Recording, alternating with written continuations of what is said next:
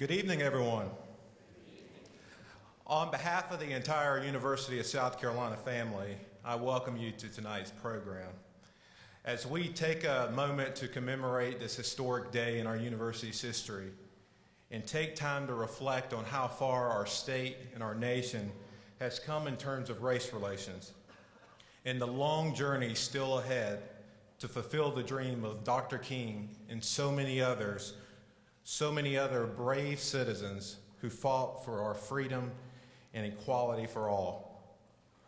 Lately, I've been reflecting on my first day at the University of South Carolina and how tremendously different it was from that day in 1963 when those three students changed the University of South Carolina.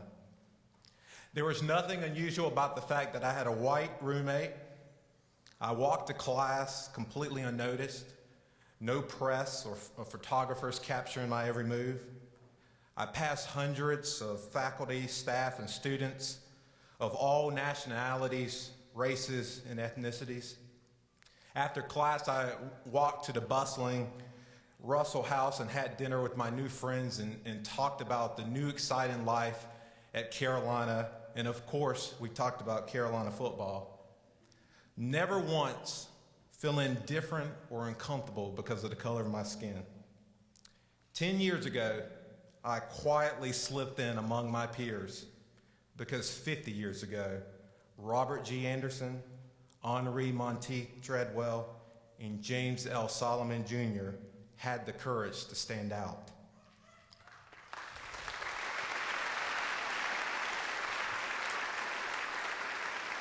Tonight, we honor these three courageous individuals whose heroic acts on September 11th, 1963 changed the university and the entire state of South Carolina forever.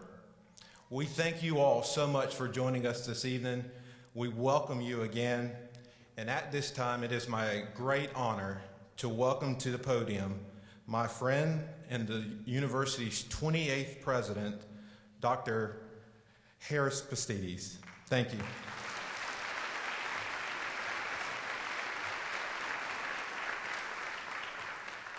Thank you, Tommy. Good evening, ladies and gentlemen.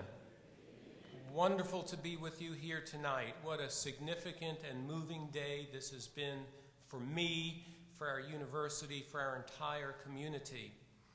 I also want to express my deep appreciation to Henri Monteith Treadwell and to James Solomon, who today thoughtfully shared with us an unvarnished glimpse into our university's past, while moving us even further ahead into our future, a brighter future, I'm confident.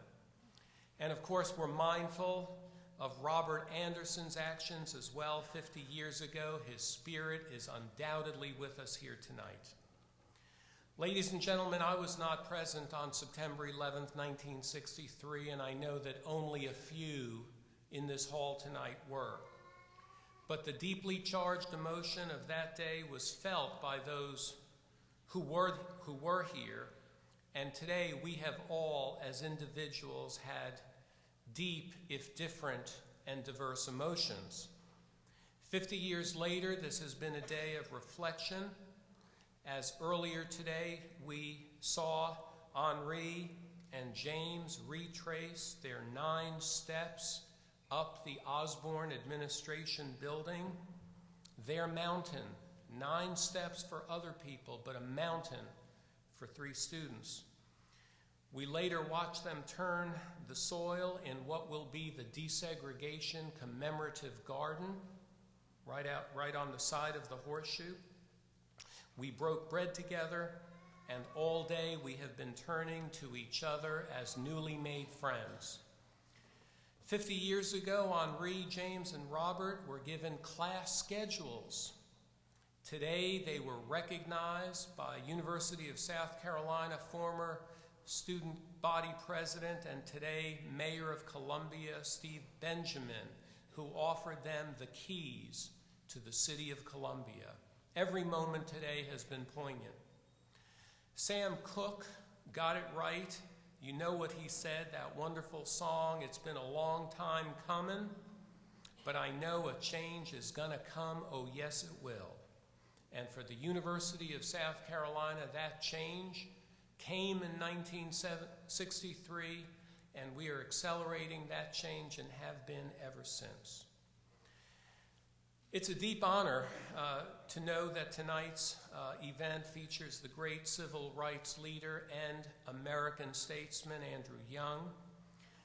But no matter how great tonight will be, it will not conclude this commemoration, but rather launch a year of commemoration in the form of poetry, music, dialogue, and reflection. I pledge to you that the university is not to be judged, not by the events of September 11th, 1963, and also not by the events of September 11th, 2013, but rather how our university performs toward our communities each and every day going forward. We pledge to live by the tenets of what we call the Carolinian Creed that include these lines. I will discourage bigotry while striving to learn from the differences in people, in their ideas, in their opinions. I will demonstrate concern for all people, their feelings, and their need for the conditions that support their work and development. Without further ado, ladies and gentlemen, I'd like to invite Henri Monteith Treadwell, James L. Solomon Jr., and on behalf of Robert Anderson, Susan Raskin, who joins us from New York City, to come up on the stage for a brief presentation. Would they please join me now? And ladies and gentlemen, would you recognize them?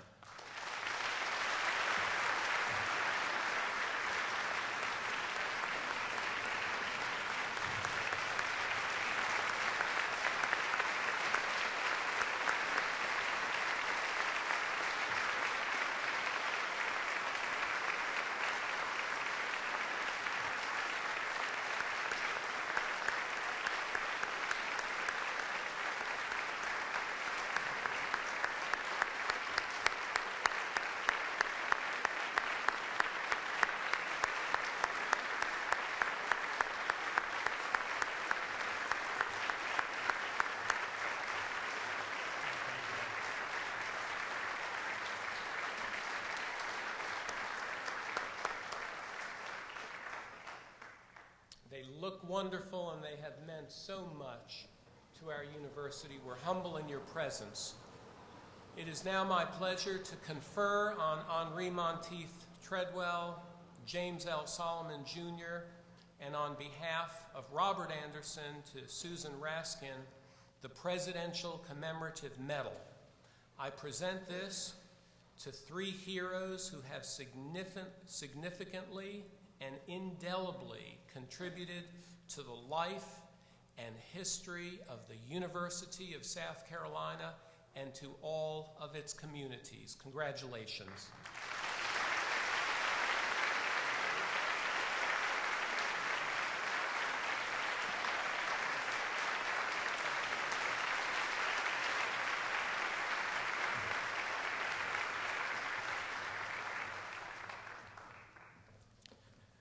Thank you, Dr. Bastides. We would like our guests to please remain on the stage for a few additional presentations.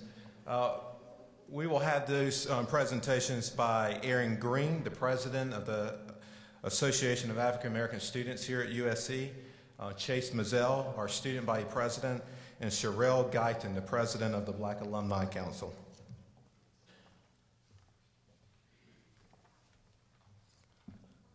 Dr. Henri Monteith Treadwell, on September 11th, 1963, your bravery and heroism opened the door for an entire generation, and we are so thankful. On behalf of the Association of African American Students, I want to present to you a token of our appreciation.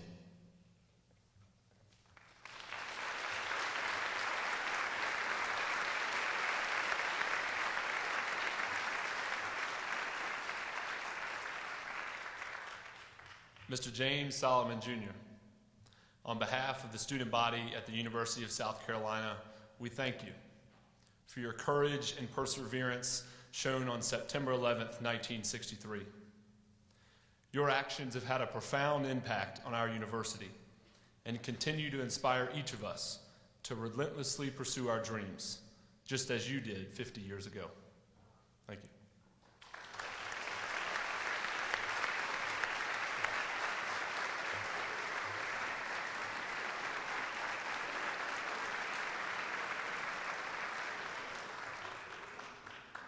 To Ms. Susan Raskin, in honor of Mr. Robert Anderson, on behalf of the My Carolina Black Alumni Council, we present to you a bouquet of flowers with much gratitude and appreciation.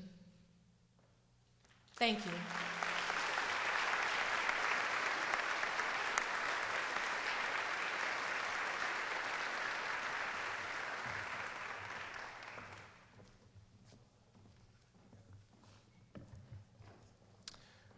Thank you to our student leaders and our alumni leader for those wonderful presentations.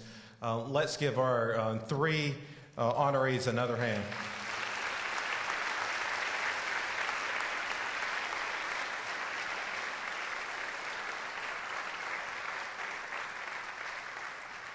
Mr. Solomon and Dr. Treadwell, we thank you both again for allowing us to honor your courage, your sacrifice, and the legacy you have left for all of us to cherish.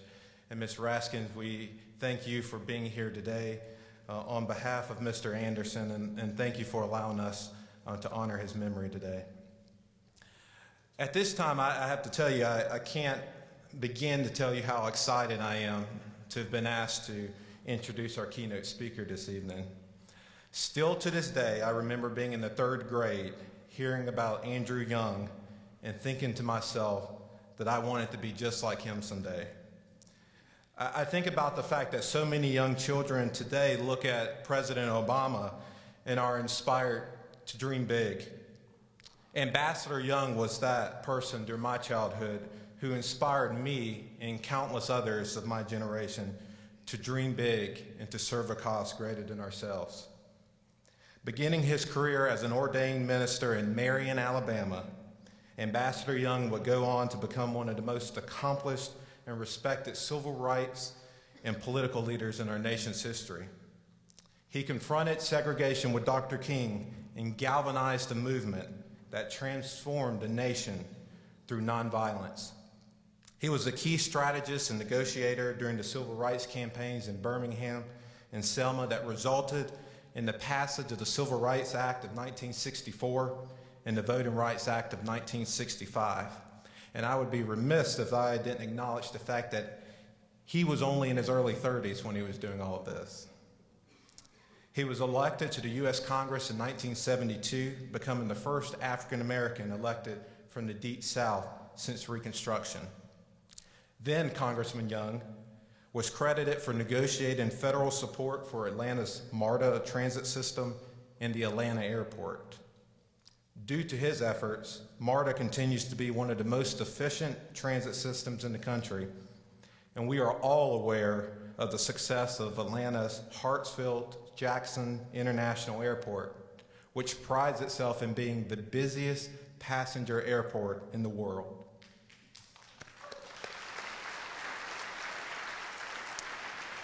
In 1977, President Jimmy Carter appointed Young to serve as the nation's first African-American ambassador to the United Nations, where he is credited for changing American international diplomacy to place an emphasis on human rights.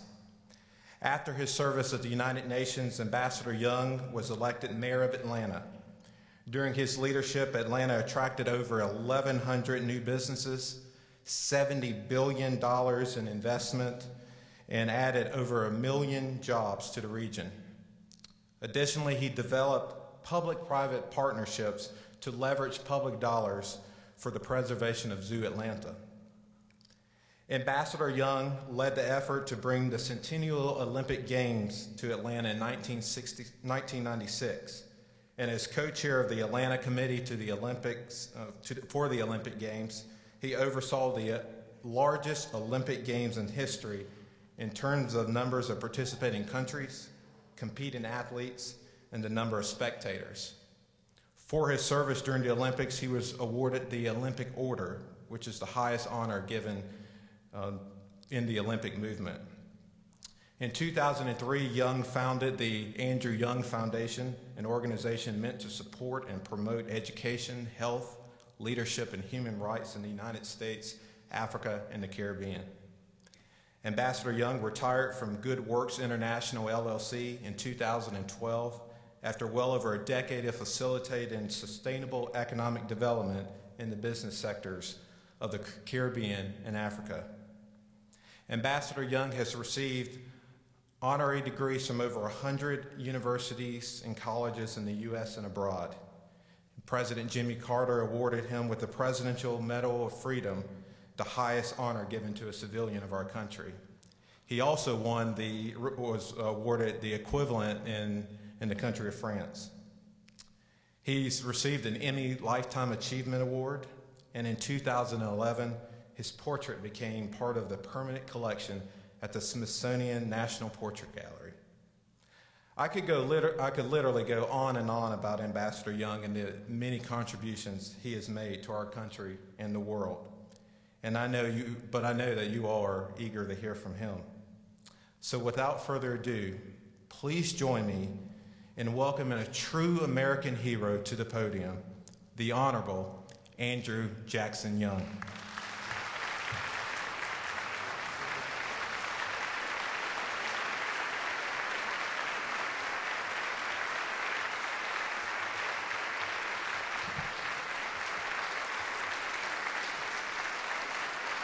Thank you very much. Since Brother Preston said I was in my early 30s, and that was 50 years ago, I asked him to go back there and get me a stool.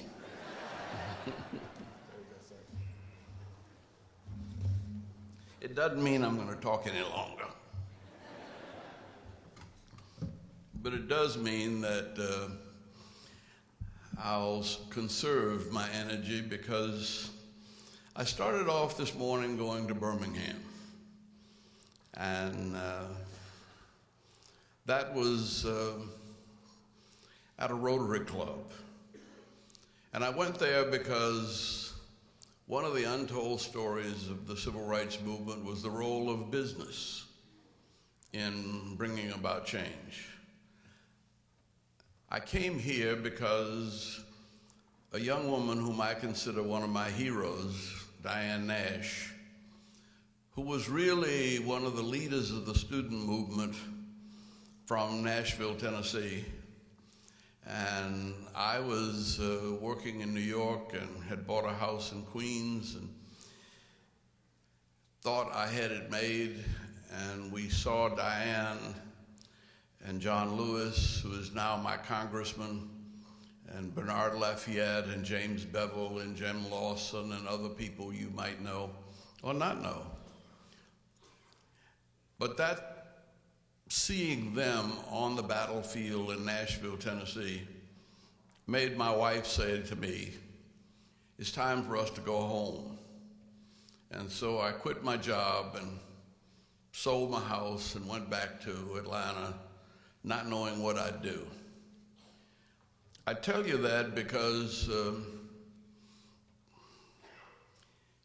it's the only way to try to help me and you understand that nothing about this movement that you hear about was really planned or organized or calculated.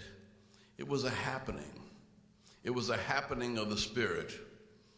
And we used to sing a song, "The Spirit is a-moving all over the land." And I didn't even know about the Spirit here.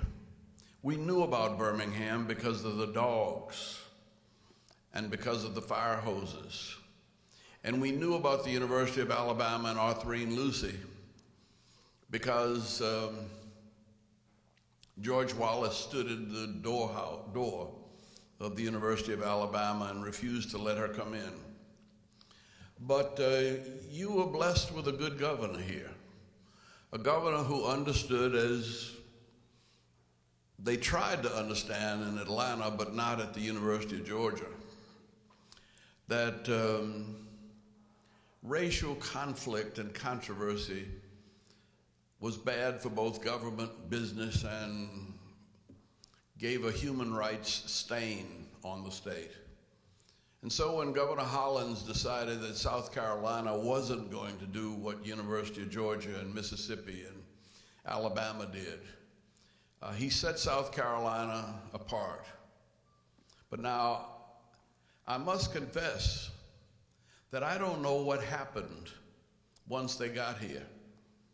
And that's not just my fault. That's the fault of Dr. Henri Treadwell. For I have known her for at least 25 years, and I didn't know she integrated this place. That's the humility that she continues to portray. I have known her at the Kellogg Foundation, moving monies all over the world and helping to save the world from every kind of evil.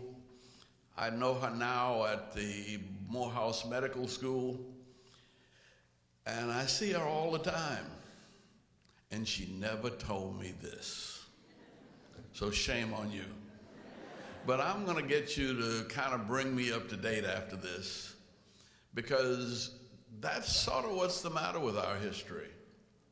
The people who genuinely were involved and did it don't talk about it, because they know that it was just by the grace of God that they happened to be in the right place at the right time and were courageous enough to do the right thing when doing the right thing might have cost you your life. But they realize that they're here by the grace of God. And because the world wasn't nearly as bad as we thought it was.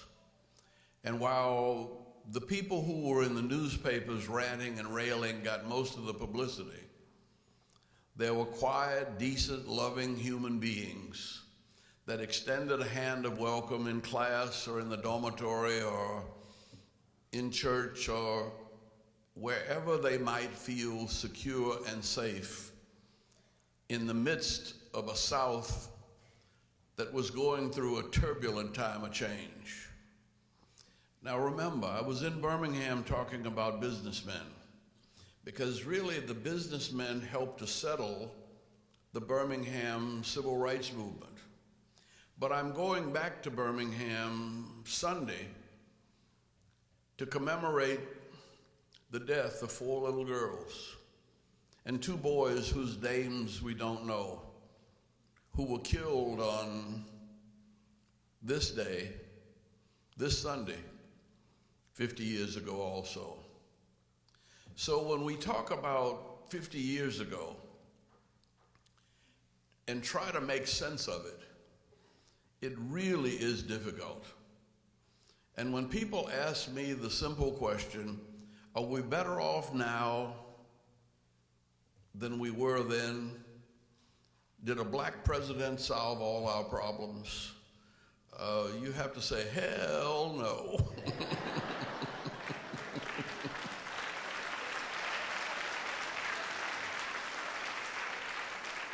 But have we made more progress than our parents or even we thought we would make? I asked somebody as I came in today, what's the percentage of black students in the colleges in South Carolina? And the estimate was system-wide, maybe as much as 30-35%. Well, now, that's a long way from 3. Of 30,000 here, 10-20% minority, probably 150 different nationalities on this campus. This has become a global university, not a provincial southern school. And so things are different. There has been enormous progress. Martin Luther King organized the civil rights movement and accepted as a mandate to redeem the soul of America from the triple evils of racism, war, and poverty. I would say that legal racism is dead. Now, that doesn't mean that there's no such thing as insecurities of class, creed, and color. There are individual insecurities. Stealing is illegal, but folks still steal. And people get caught. And they are now punished. That didn't used to happen 50 years ago. We went to Birmingham because 60 black people's homes had been bombed in 1961 and 62. And there was nobody arrested, no serious investigations. And Reverend Fred Shuttlesworth's church had been bombed 3 times. And on the 3rd time, on the 17th of December in 1962, he said that's enough. And he came over to Atlanta, and he said to Dr. King, this nonviolence isn't working unless we do it aggressively. Said we're doing a passive nonviolence, but we're sitting back and we're getting killed and nobody's making any difference. And Fred had been jailed and beaten several times. His church now being bombed for the 3rd time. And he said, Martin, we need you to come over and help us change segregation. And if we can change Birmingham, we can change the world. And that's exactly what happened. I was actually surprised that Dr. King agreed to go because I knew the history of Birmingham. And I knew that it wasn't called Bombingham for nothing. And he laughed and joked and said, you know, some of us are not going to make it out of here. He said, but don't worry.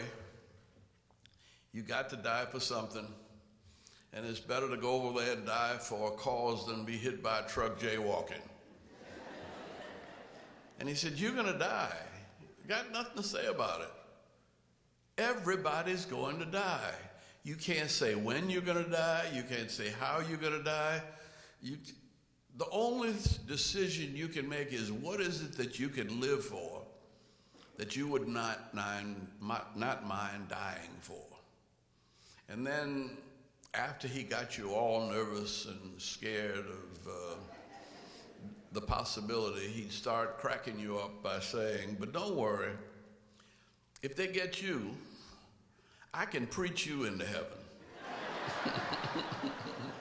And then he'll start telling you all of the things he knows about you that are wrong and weak and no good and trifling, but he said, the Lord is forgiving, and you can make it on grace and mercy. And he actually made us laugh at the possibility of our own death. But it wasn't our death that we were worried about. The reason Fred Shuttlesworth had to come to Birmingham, from Birmingham to Atlanta to get Martin Luther King was all of that bombing and all of that Dynamite Hill is what they call the Negro neighborhood, where people started building nice homes after the Second World War. None of that was getting any attention. And I found out from a young CBS reporter why it was important for Martin Luther King to be there. When he came to me and he said, Andy, I know you don't like us getting in your way with the press, but I got to keep a camera on Dr. King at all times. Because if they shoot him and I don't get a picture of it, I lose my job. So he was putting his life on the line. And he was taking his life to Birmingham to get the press to pay attention to the plight of the poor, of the needy, of the black citizens of Birmingham. And he had decided that that was why he was put on this earth. Now, we didn't know what we were doing. Somebody wrote a brilliant plan that sounded good, but we did all of that and nothing worked. And finally, at the moment when we thought we had failed, and when even the people who invited him to come over had decided that this was not working, and there were 500 people in jail, and they had decided that they would that they had signed the bonds and attached them to their mortgages. And they began to be worried about the consequences of their mortgages being foreclosed. They came to Martin and they asked him to please call this movement off. And he listened to them for about 2 hours. And then he got up and he went into the bedroom at the motel. And when he came back, he had on his overalls. And he said, I know you're right. We probably have failed. He said, but I can't quit.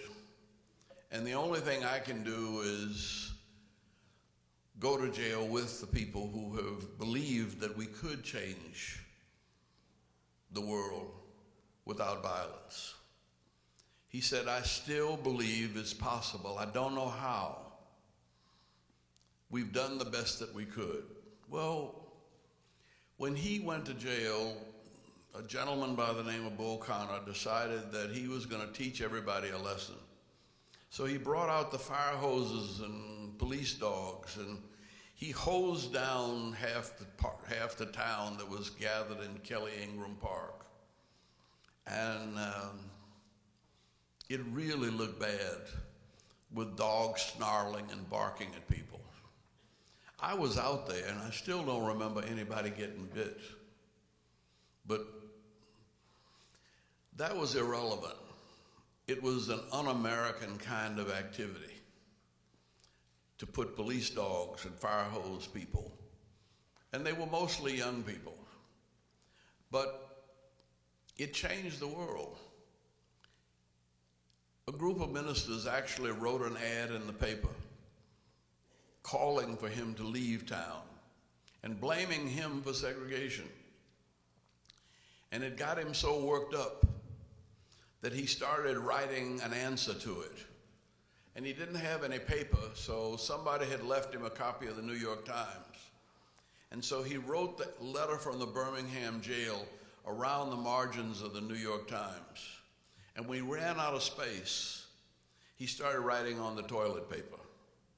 And he slipped it out of the jail, and when we published it, it explained better than it had ever been explained before what this movement was all about, and that it was basically a moral, religious movement.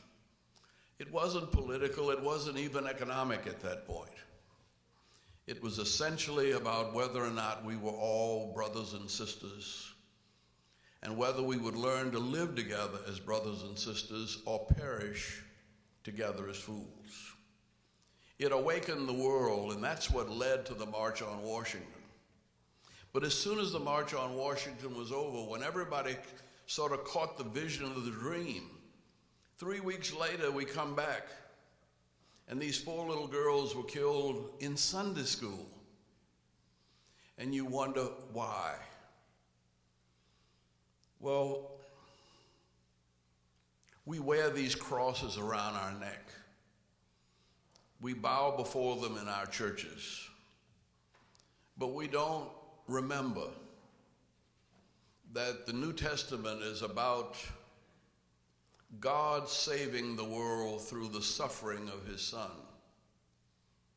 We've heard people say there's no remission of sins without the shedding of innocent blood. We've heard Dr. King say that unearned suffering is redemptive. And we've heard in church history that it was the blood of the martyrs that became the seed of the church. That essentially our Christian nations and our Judeo-Christian heritage is a heritage that somehow said that it is better to suffer nobly than to kill. And we brought that back from Jesus of Nazareth. We had to learn about it from Gandhi of India, because we couldn't quite see Jesus in the South because we were looking too much at the Christians in the church. But when we saw Jesus through the eyes of Gandhi, then we went back and read it, and it made sense. And when we look at what had happened to us and in our lives since Martin went to Montgomery in 1955 to get away from politics in Atlanta. He didn't want to be involved. He didn't want to be controversial. He wanted to finish his PhD dissertation. And he picked Dexter Avenue Church in Montgomery because it was probably the most conservative, sedative Baptist church in the South. And 2 weeks after he mailed his dissertation back to Boston University, Rosa Parks sits down in a bus. And the other preachers were so tainted by various conflicting histories. The women of Montgomery said, let's give this young man a chance to lead. And he found out about 6 o'clock at night that he was going to have to be the leader of this movement at 26 years old. And if you listen to the speech he gave then with no time for preparation, you see that only a God-chosen man could rise to that kind of occasion and deliver the kind of address that he gave. And that happened all the way through this movement. He didn't know he was going to write a letter. He didn't know he knew he was going to jail. But he never knew how it would come out.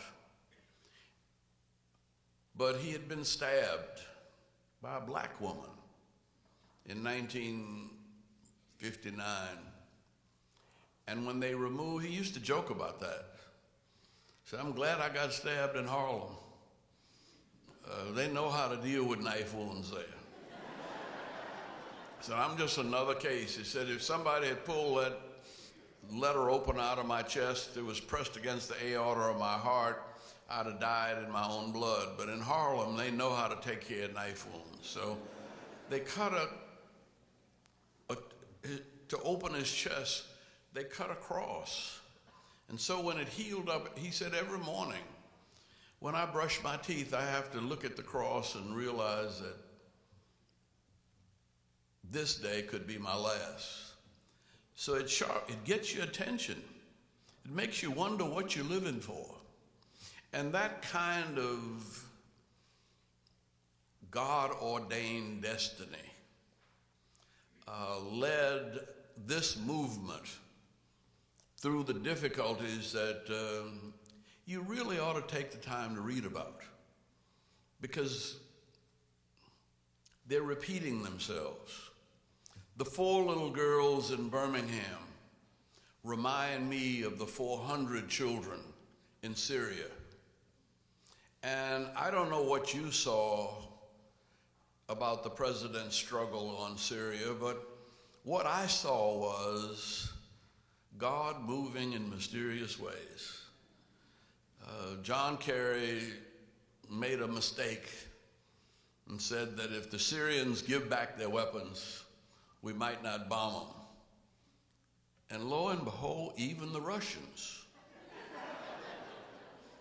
the godless communists, jumped at the opportunity to say, we have a plan to get the chemical weapons out.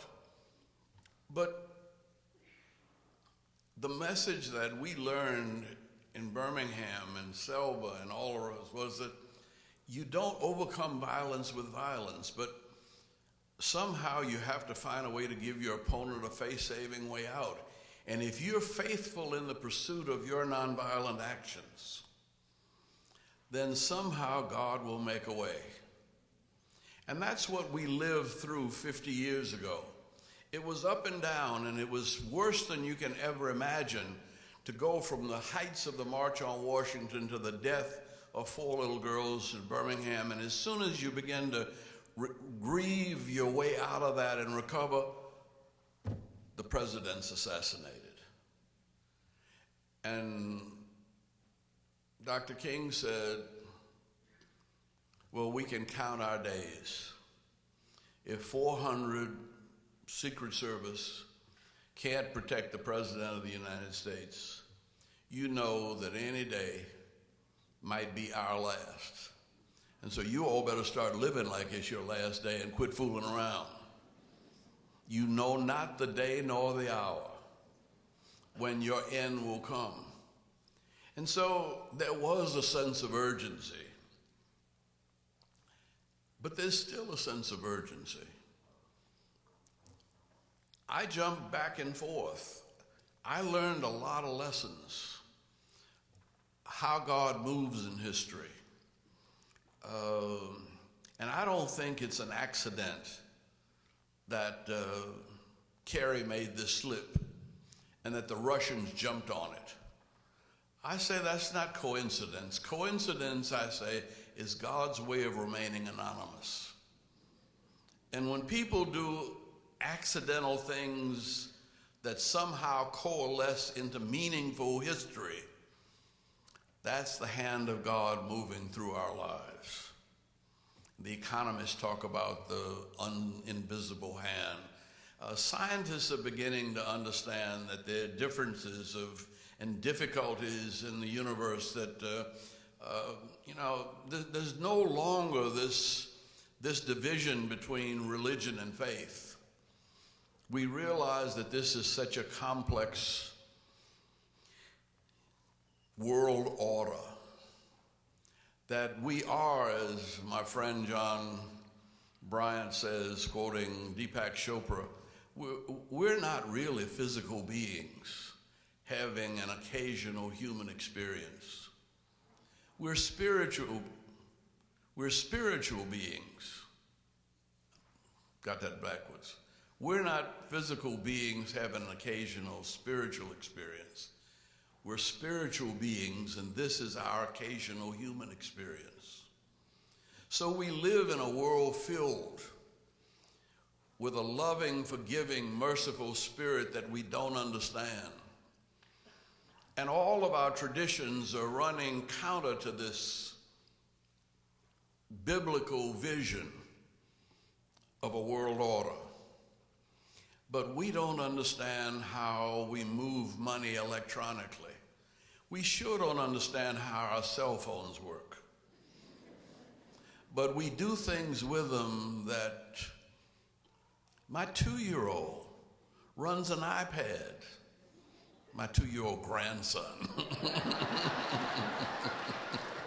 I also got a 25-year-old granddaughter.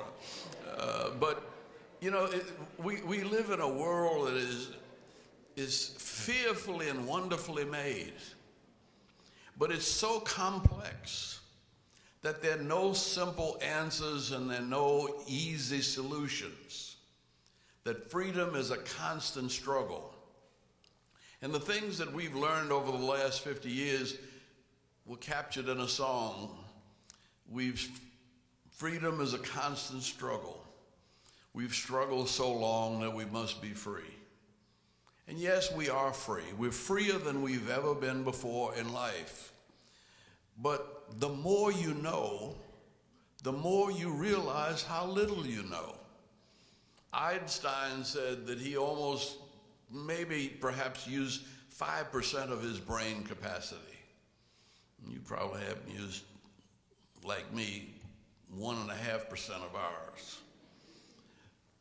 But the capacity to comprehend what's going on in this universe and the opportunity for us to take on this challenge together is what our struggle was about. It wasn't about black folk being free to sin like white folks sinned.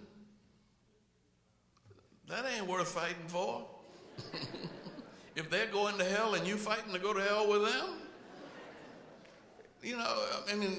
there's got to be something different when we come together.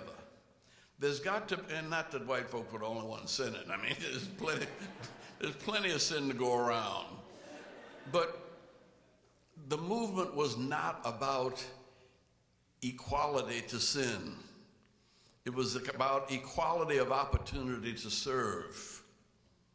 And if there's equality of opportunity to serve, to learn, to teach, to to give, we can transform the chaos of this social, political, and economic order into something meaningful that the New Testament calls the kingdom of God. Now, whether you believe it or not, I don't care. But it is. And you better get with it.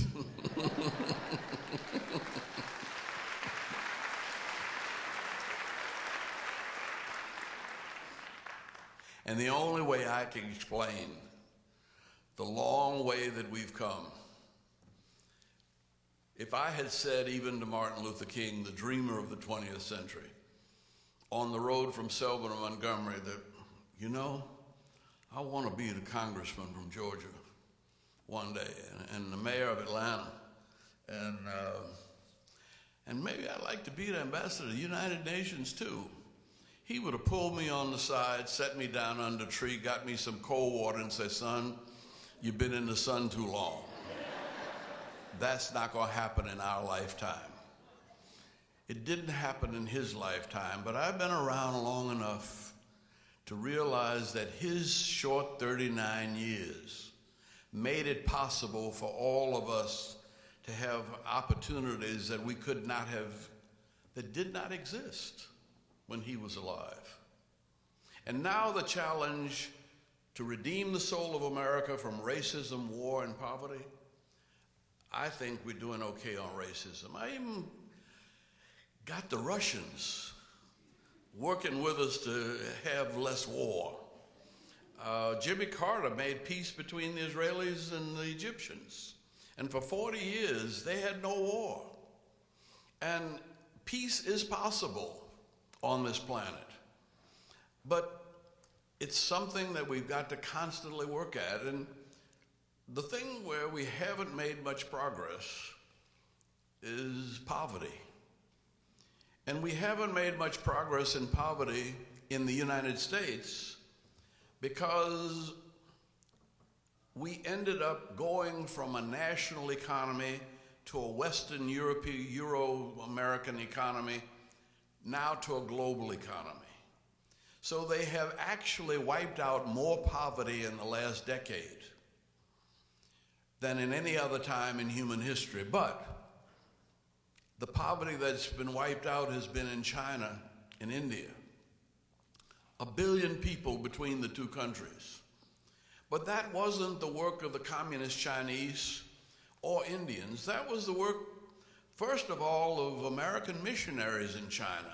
Second of all, American investors, the business community, the models that business community decided that the billion Chinese, and so Coca-Cola decided if they're going to be 1 billion Chinese, they want to sell 1 billion Coca-Colas, so they moved in there. Everybody that made something started looking at that market, and that's what brought China out of poverty. The next big market on the planet is Africa.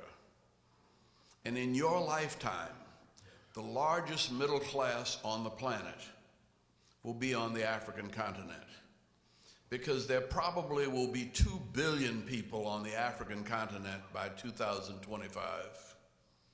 And Africa is not what you see in the movies or on the news. What you see is the clashes and the conflict. And it's like judging the South by what you saw in Birmingham.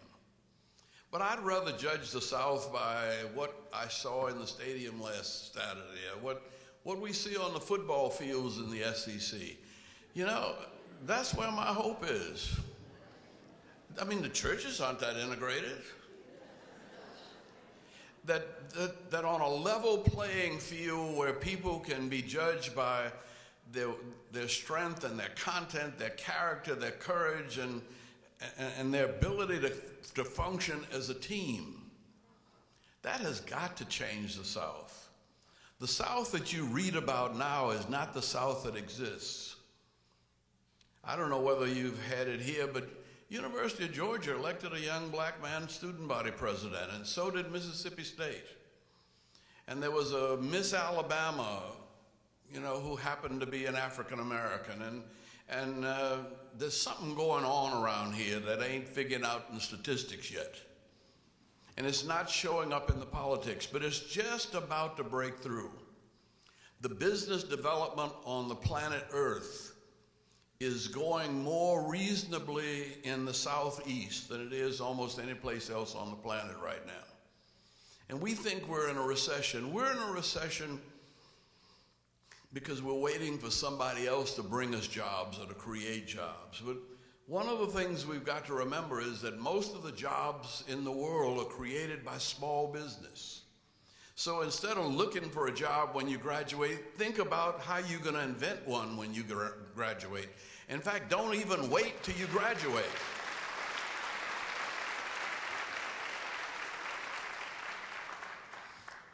Millard Fuller, who founded Habitat for Humanity, left the University of Alabama a millionaire. I said, how could you get to be a millionaire and go to school making honors, graduating with honors? He said, it was just an accident. He said, a friend of mine's mama called me and said, you know, next Saturday is my son's birthday. If I send you $25, would you get him a cake and have a little party for him? And he said, sure. And he said, when he hung up, he realized at the University of Alabama, there are probably 10 or 15 people every day having a birthday. And he went out around Tuscaloosa and outside of the university, and he signed up a lot of black women to make cakes. And then he wrote to people a month before their birthday, asking their mamas to send him $25, and he'd have a birthday party for their child. And he organized his friends, and before he left school, he was a millionaire. But he didn't want to just get rich. He turned his entrepreneurial talent into creating Habitat for Humanity. And that's what we have to do. We have to free up our minds, free up our souls. We have to open our hearts and let God and other people's problems become our problems. And we have to watch this world of ours become more and more like God's kingdom. The University of South Carolina 50 years ago had a wonderful hour. We didn't make enough fuss about it. It was a little too quiet. But the success of those who have come through these doors has made an impact on the world that we don't yet realize. And we haven't hardly begun. And so I don't know what your future may hold. I know that everything that was a problem in my time in college became my mission in life. And I didn't know what I was going to do, and I don't know what I did. But Ralph Abernathy used to say, I don't know what the future may hold, but I know who holds the future. And Martin Luther King used to say, truth forever on the scaffold, wrong forever on the throne, but the scaffold sways the future, because behind the dim unknown standeth God beneath the shadows, keeping watch above his own. And so I don't know about you, it's been 50 years, but there's a modern spiritual which says, Lord, I don't feel no ways tired. We've come too far from where we started from. And nobody ever told us that the way would be easy, but I don't believe he brought us this far to leave us.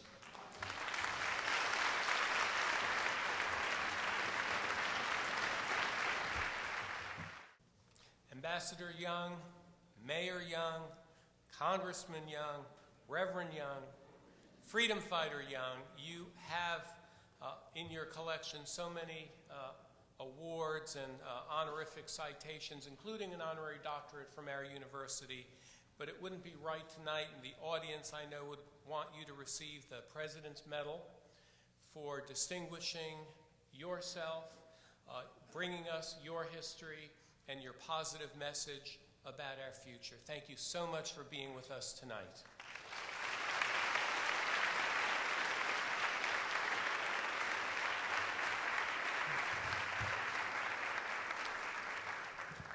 We have just a few more minutes before we end our program tonight. I hope you all had a great evening tonight. I saw ambassadors the ambassador's words as a call to action for all of us here at the University of South Carolina and the city of Columbia and the state of South Carolina to continue to do what we need to do to fulfill the dream of Dr. King and those who came before us to change race relations and to make our society a better place. In just a moment, I would like to ask Dr. Carl Wells, the Assistant Director of Equal Opportunity Programs, to come to the podium for our closing. But after that, following Dr. Wells' remarks, the first stanza of the Alma Mater will be sung twice, once as a solo by Hayes Davis, a freshman music major from Spartanburg, South Carolina, and then with a small ensemble from the USC Gospel Choir will lead the singing of the same stanza for a second time. And after the program, we invite all of you to join us in the lobby for a reception with our special guest. Again, thank you so much for being here. It has truly been an honor for me to be a part of this program. Ambassador Young, you will never know how much it meant to me to have the honor of introducing you this evening. Thank you guys so much, and we ask Dr. Wells to come to the podium.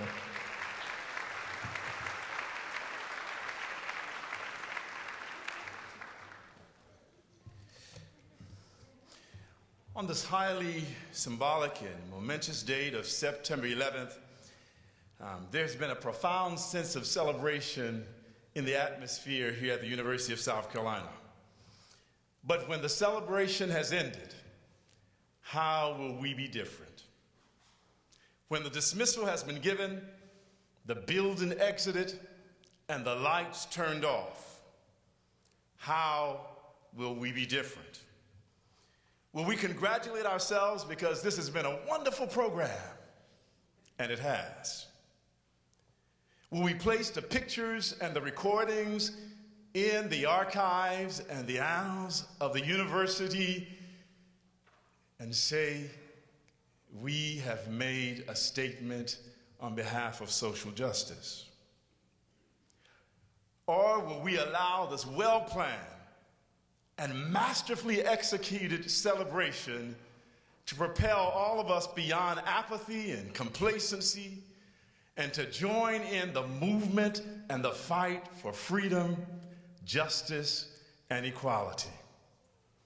Finally, a German theologian by the name of Karl Rahner once stated that we are co-constituted and co-determined with those who've gone before us.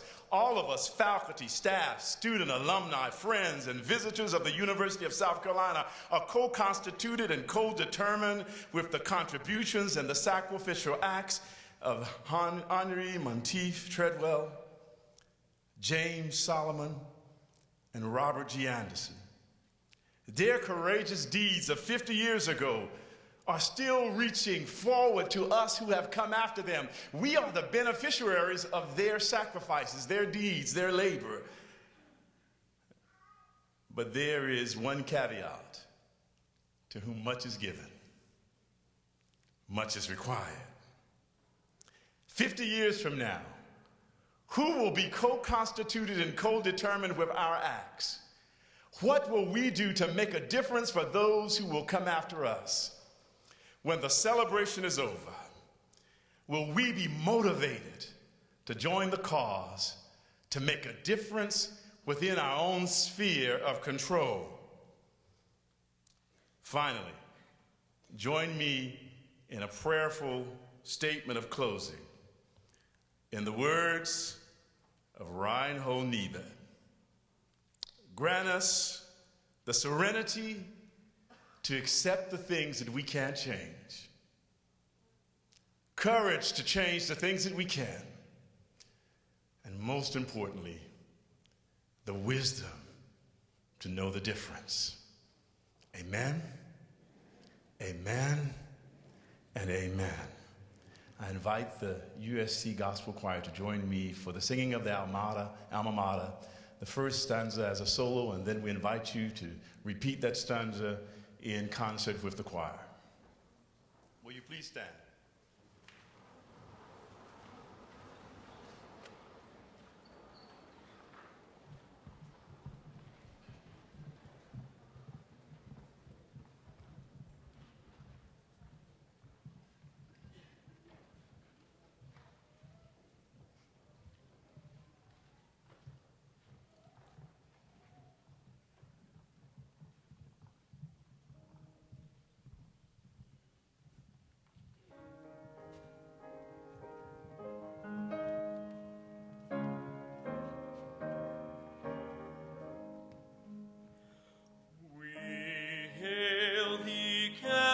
Carolina and sing thy high praise with loyal devotion, remembering the days when proudly we sought thee, thy children to be.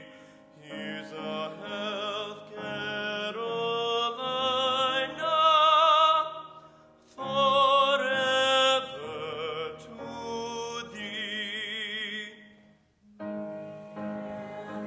Carolina, and sing thy high praise with loyal devotion, remembering the days when proudly we sought thee, thy children to be.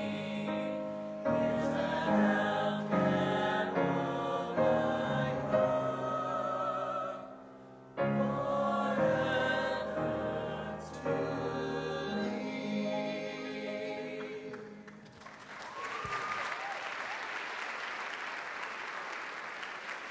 Thank you to the USC Gospel Choir. Good night, everyone. God bless. We invite you to the lobby for a reception.